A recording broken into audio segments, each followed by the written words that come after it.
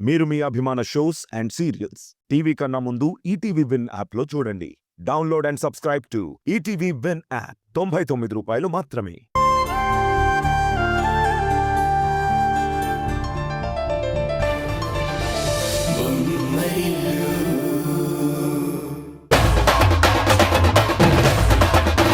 ఈ రోజు ఒక షాపింగ్ మాల్లో ఫైర్ సేఫ్టీ గురించి ఇన్స్పెక్షన్కి వెళ్ళాం. అక్కడ డిస్ప్లేలో ఈ శారీస్ కనిపించాయి. తీసుకున్నాను. వీటిలో నీకు నచ్చింది తీసుకుని మిగిలింది హారికకిచ్చేసేయ్.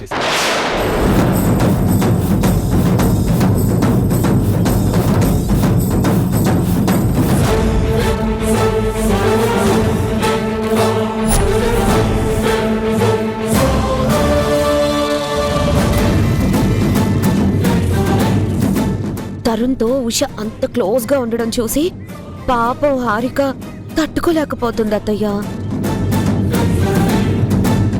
నేను చెప్పిన ప్లాన్ వర్కౌట్ అయ్యిందా? ఈ మధ్య ఆ చనువు మరీ ఎక్కువైపోయింది అత్తయ్య. మనం చూస్తేనే తట్టుకోలేము. అలాంటిది తన భర్తని హారికలా చూసి భరించగలదా?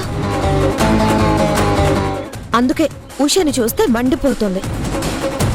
తనలా ఉండడంలో న్యాయం ఉందని నాకు అనిపిస్తుంది అత్తయ్య. కావాలంటే మీరు దుర్గని పిలిచి అడగండి. దుర్గా, ఏ దుర్గా! మేడం, దుర్గా, తరుణ్కి ఉషాకి మధ్య ఏం జరిగిందో నువ్వు చూసింది చెప్పు.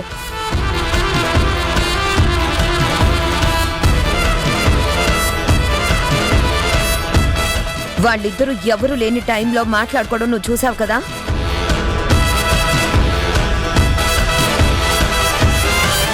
అంటే మేడం అది ఏయ్, నసుకుతావేంటి?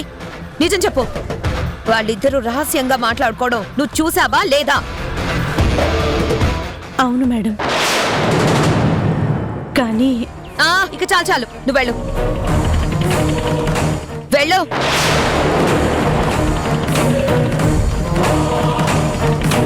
అత్తయ్య, ఇదంతా చూస్తున్న మాకే ఇలా ఉంటే పాపం భర్త తన కళ్ళ ముందే అలా కనిపిస్తే ఏ భార్యకు మాత్రం కోపం రాదు? చెప్పిందేమన్నా వర్కౌట్ అయ్యిందా? వర్కౌట్ అయ్యుంటే ఈ పాటి క్వశ్చన్ పిలవాలి కదా. ఉషా,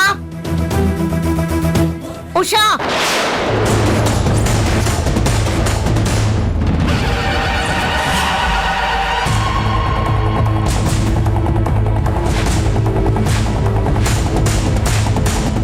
ఈ ఇంట్లో ఏం జరుగుతోంది?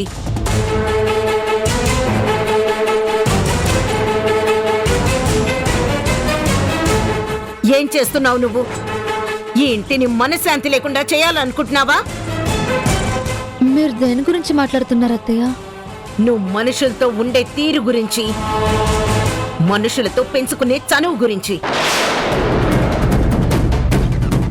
నీ చుట్టూ ఉన్న వాళ్ళతో నువ్వు పెంచుకునే చనువు ఎంత తగ్గించుకుంటే అంత మంచిది. ఇక్కడ నీ మధ్య తరగతి బుద్ధులు, అలవాట్లు చూపించడానికి ప్రయత్నించకు. అవి ఈ ఇంటి వాతావరణాన్ని దెబ్బతీయకూడదు. నీ వల్ల హారిక మనశ్శాంతికి దూరం అవుతోంది. ఈ ఇంటికి రాబోతున్న వారసుడి మీద ఆ ప్రభావం పడుతుంది. హారిక అక్క అపార్థం చేసుకున్నట్టే మీరు కూడా అపార్థం చేసుకుంటున్నారు అత్తయ్య. నేను ఎలాంటి తప్పు చేయలేదు. ఏ తప్పు లేకపోతే హారిక నీ వల్ల ఎందుకు ఇబ్బంది పడుతుంది? ఎందుకు నీ మీద అరుస్తుంది? నీతో ఎంతో అన్యోన్యంగా ఉండే హారిక ఇప్పుడు నిన్నెందుకు తప్పు పడుతుంది? అత్తయ్య, మీకు ఇంకొక విషయం కూడా తెలియాలి. ఉషా ఈ ఇంట్లో మనందరికీ తెలియకుండా చాలా పనులు చేస్తుంది.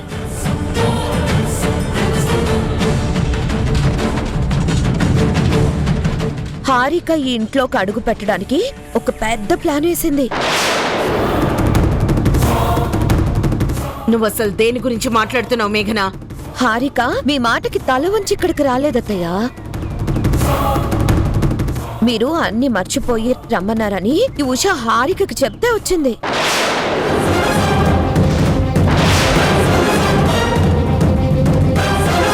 మీకేమో హారిక క్షమాపణ చెప్పాలనుకుంటుంది అని ఉష అబద్ధం చెప్పింది. అది మీరు నమ్మేసి హారికని ఇంట్లోకి ఆహ్వానించారు.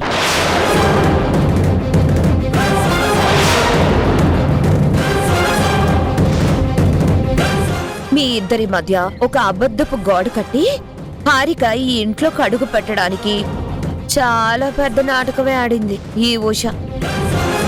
మేఘన చెప్పింది నిజమా?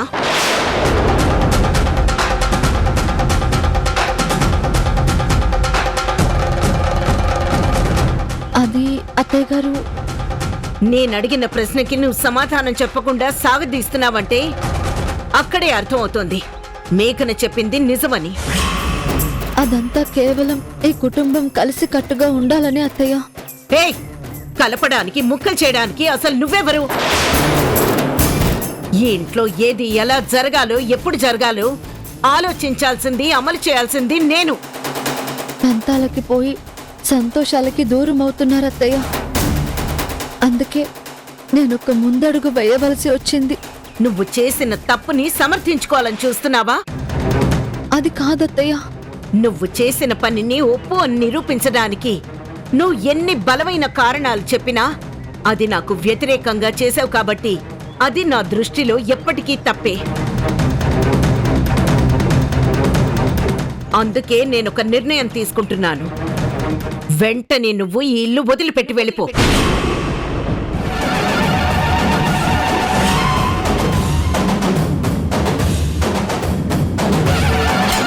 మళ్ళీ నేను రమ్మన్నప్పుడే ఈ ఇంట్లో అడుగుపెట్టు.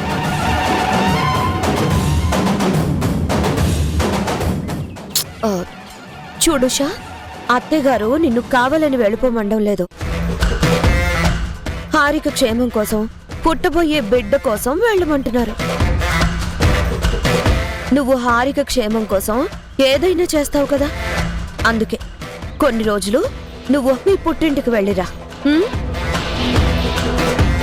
అత్తయ్య, దయచేసి జరిగిందేంటో తెలుసుకోకుండా ఇలాంటి నిర్ణయాలు తీసుకోవద్దు. అసలు నేనే తప్పు చేయలేదు. నీకు చెప్పాల్సిందంతా చెప్పేశాను. నిర్ణయం జరిగిపోయింది.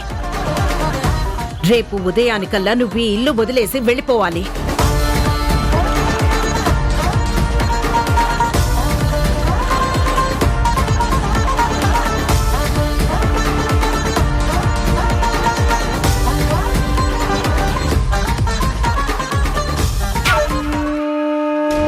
ఆకాశంలో ఎగురుతున్న గాలిపటానికి దారం తెగితే అది ఏ చెట్టు కొమ్మకో చిక్కుకొని ఎందుకు పనికిరానట్టు ఒక్కసారి అత్తారింటి నుంచి అడుగు బయట పెట్టిన కోడలు ఆ గాలిపటంలాగే పుట్టిల్లు అనే చెట్టుకు తగులుకొని అక్కడే సెటిల్ అయిపోతుంది.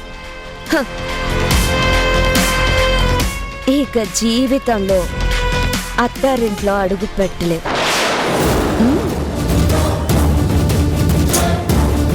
వెళ్ళమ్మా, వెళ్ళు. బట్టలు సర్దుకొని నీ పుట్టింటికి వెళ్ళు. వెళ్ళు వెళ్ళు వెళ్ళు వెళ్ళు.